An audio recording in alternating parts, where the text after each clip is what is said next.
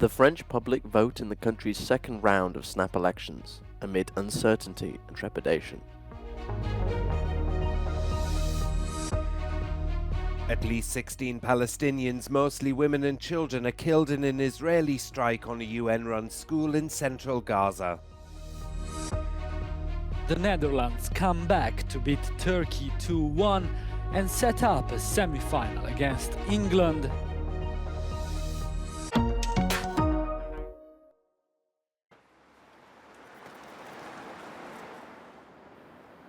Voting has begun in France in pivotal runoff elections.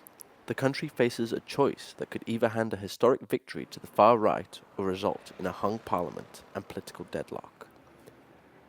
This Sunday's vote will determine which party controls the National Assembly and who becomes Prime Minister. With Macron's centrist majority weakened, he may be forced to share power with parties opposed to his pro-business, pro-EU policies. Amid a campaign marred in violence towards candidates and Russian cyber attacks, the government has deployed 30,000 police to maintain order. The first round of voting on July 1st saw the highest voter turnout in 4 decades, reaching almost 60%. Voting concludes at 8 p.m. Sunday. Macron has vowed to remain president until his term ends in 2027.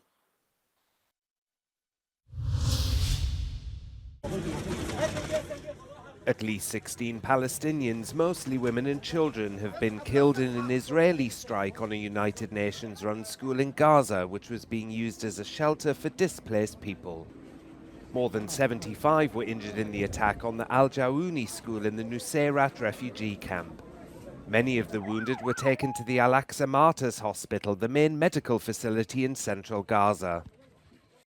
Israel's military released more footage of troops purportedly operating in the Gaza City district of Shijaya. Troops have returned to the neighborhood months after the IDF said it had completed its operations in the area. Ground fighting has raged there for the past 2 weeks, forcing tens of thousands of people to flee. Meanwhile, a lack of clean water and personal hygiene materials is causing a spike in the spread of infectious diseases among the displaced population. The World Health Organization says that incidents of respiratory infection, diarrhea and jaundice were all at levels far surpassing previous years.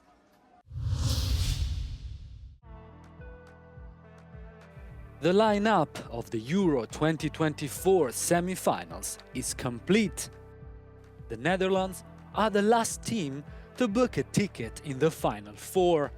They beat Turkey 2-1 in Berlin after coming back in the second half by scoring twice in just 6 minutes.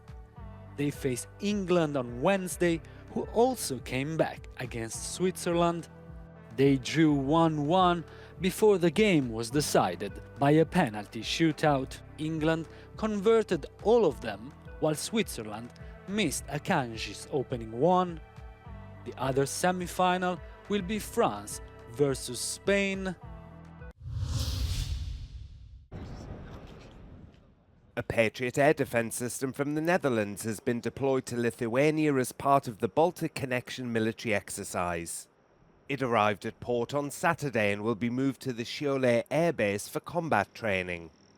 Officials say it's the first step towards the rotational air defense model agreed to during last year's NATO summit in Vilnius. According to the Lithuanian military, the Baltcon 24 drills aim to improve the execution of air defense operations.